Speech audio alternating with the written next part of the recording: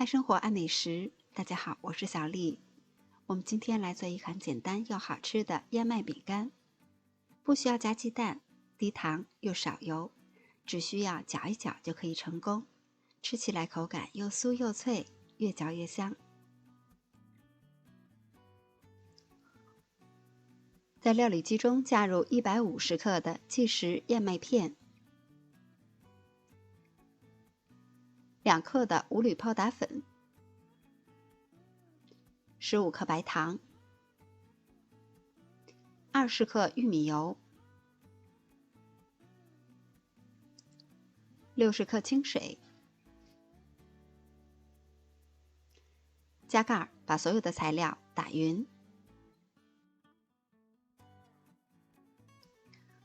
打好了以后，再加入10克黑芝麻，戴上手套抓拌均匀。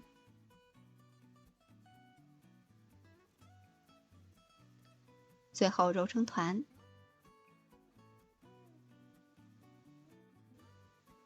把粉团放到烘焙纸上，用手压一压，再擀成薄片。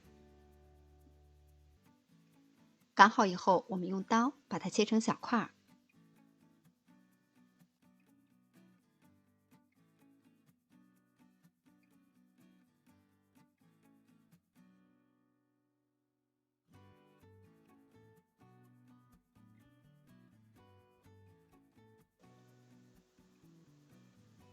都切好了以后，连烘焙纸一同放到烤盘上，再用叉子在每一块的饼干上插几个小孔。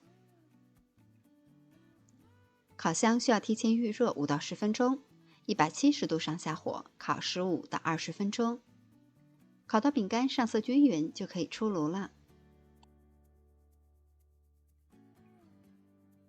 这款燕麦饼干从食材到做法都是比较简单的，健康又营养，很适合做家中常备的小零食。它吃起来的口感很酥脆，有浓浓的燕麦香，属于越嚼越香的那种。喜欢的小伙伴们也可以动手试一下吧。我是小丽，明天见。